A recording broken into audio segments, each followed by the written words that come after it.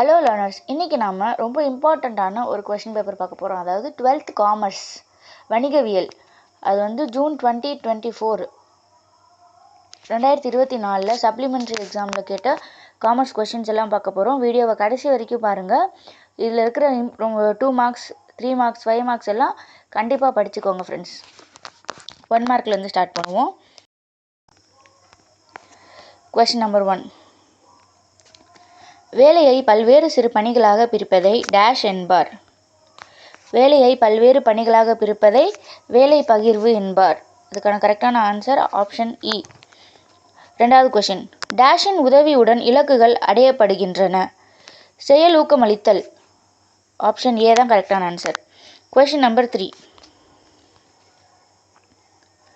முதல் நிலை சந்தை டேஷ் எனவும் அழைக்கப்படுகிறது. முதல் நிலை சந்தை வந்து புதிய வெளியீடுகளுக்கான சந்தை அப்படின்னு சொல்லி கூட நம்ம சொல்லலாம். Question number 4. விளம்பரம் என்பது ஒரு டேஷ் ஆட்சேர்ப்பு வளமாகும். விளம்பரம் என்பது ஒரு புறவளங்கள். விளம்பரம் வந்து புறவளங்களில் சேரும். இப்போ கொஷின் நம்பர் 5.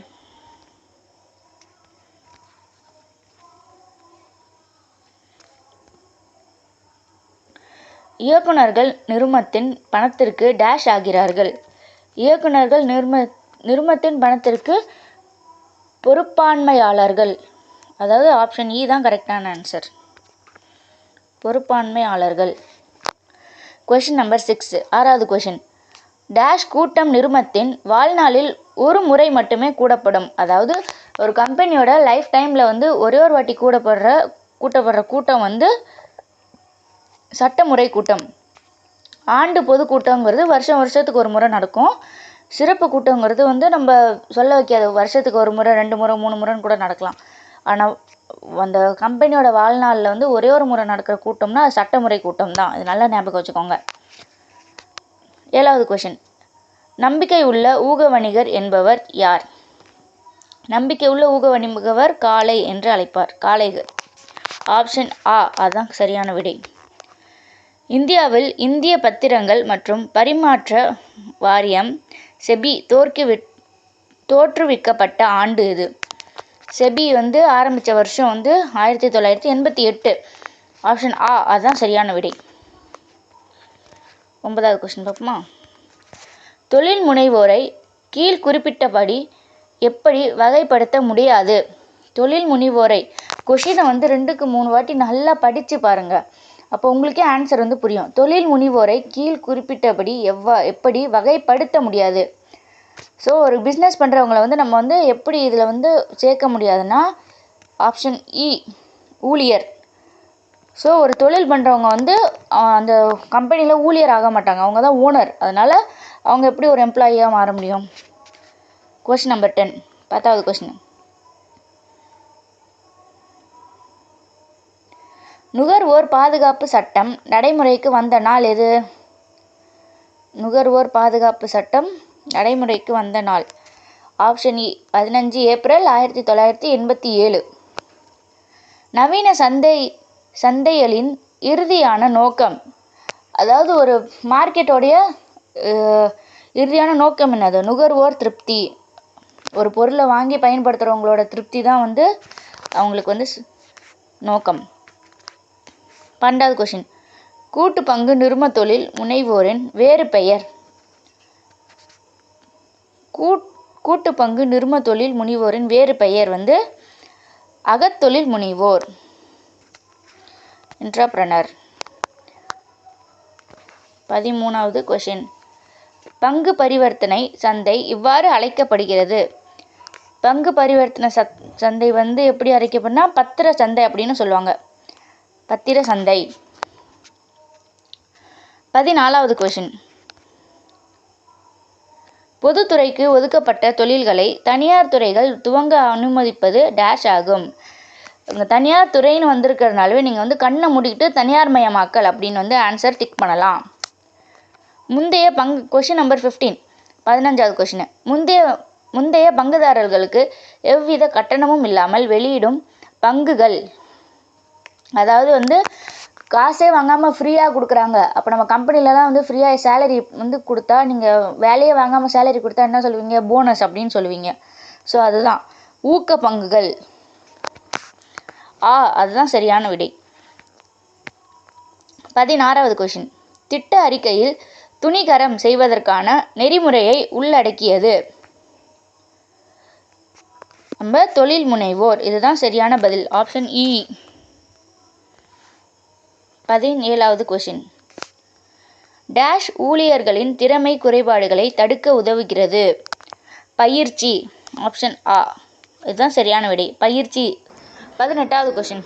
புதிய பொருளாதார கொள்கை டேஷ் ஆண்டு அறிமுகப்படுத்தப்பட்டது. புதிய பொருளாதார கொள்கை வந்து 1991. 17வது கொஷினுக்கு வந்து ஆப்ஷன் ஆ அதுதான் சரியான விடை. 18க்கு வந்து 1991. 19வது கொஷின். ஒரு தனியார் நிறுவனத்தில் குறைந்தது டேஷ் இயக்குநர்கள் இருக்க வேண்டும். ஒரு தனியார் நிறுவனத்தில் குறைந்தது 2 இயக்குநர்கள். ப்ரைவேட் கம்பெனியில் வந்து அட்லீஸ்ட் மினிமம் ஆஃப் 2 டைரக்டர்ஸ் வந்து தேவைப்படுவார்கள். நுகர்வோர் இயக்கத்தின் தந்தை யார்? ராஃபல் நேடர். ஆப்ஷன் இ தான் சரியான பதில். இப்போ 2 மார்க்ஸ் பார்க்கலாம். அடுத்து இந்த கொஷின்ஸ் எல்லாமே வந்து படிச்சிட்டிங்கன்னா ஒரு வாட்டி வந்து ரிவைஸ் பண்ணிக்கோங்க. 21வது கொஷின். அதிகாரம் என்பதன் பொருள் தருக. Question number 22. உடனடி சந்தை என்றால் என்ன? 23வது கொஷின். தரப்படுத்துதல் என்றால் என்ன? நுண்ணறிவு திறன் சோதனை என்றால் என்ன? செபியின் ஏதேனும் 2 நோக்கங்களை எழுதுக. கலப்படத்திற்கு 2 எடுத்துக்காட்டுகள். இப்போ கலப்படத்திற்குலாம் வந்து நீங்கள் படிக்கவே செலவில்லை. நம்ம ரெகுலராக சாப்பிட்ற ஒரு விஷயத்தில் கலப்படம் பண்ணுறாங்கன்னா, ஃபார் எக்ஸாம்பிள் மிளகுல வந்து பப்பாளி விதையை வந்து கலப்படம் பண்ணுவாங்க, அது எழுதலாம். அந்த மாதிரி வந்து உங்களுக்கு தெரிஞ்சதை எழுதி வைக்கலாம். 27வது கொஷின். வரும் நிகழ்வு சார் சரக்கு என்றால் என்ன? 28வது கொஷின். உலகமயமாக்கலின் ஏதேனும் 2 நன்மைகளை எழுதுக. 29. நிறுமம் உருவாக்கத்தில் உள்ள 4 நிலைகளை யாவை? 30வது கொஷின். வேளாண் தொழில் முனைவோர் என்பவர் யார் அப்படின்னு கேட்டிருக்காங்க. இந்த 30வது கொஷின் வந்து கம்பல்சரி. இந்த 30வது கொஷின் தான் ரொம்ப கம்பல்சரி, நீங்கள் எழுதி ஆகணும். 3 மார்க்ஸ் எடுத்து பார்க்கலாம். 31வது கொஷின். டெய்லரின் அறிவியல் பூர்வ மேலாண்மை கோட்பாடுகள் யாவை? 32வது கொஷின். கருவூல ரசீதின் வகைகள் யாவை? இது வந்து ஒரு 3 டைப் வரும், அதை வந்து கிளியராக எழுதுங்க. 33. பணிவழி பயிற்சி பற்றி நீவிர் அறிவது யாது? 34வது கொஷின். புற தோற்றமட்ட பத்திரங்கள் என்றால் என்ன? 35வது கொஷின். மின் சந்தையிடுகளின் கையின் நன்மைகள் யாவை? 36வது கொஷின். பங்குச்சந்தையின் குறைபாடுகள் யாவை? 37வது கொஷின். தொழில் முனைவோரின் வணிக பணிகளை குறிப்பிடுக. வேலைவாய்ப்பு இணையதளங்கள் என்றால் என்ன? இதுதான் 38வது கொஷின். 39வது கொஷின். தொழில்நுட்ப சூழலை விளக்குக. இது 40வது கொஷின் வந்து நமக்கு கம்பல்சரி. சாதாரண தீர்மானம் தேவைப்படும் ஏதேனும் 3 செயல்பாடுகளை தருக.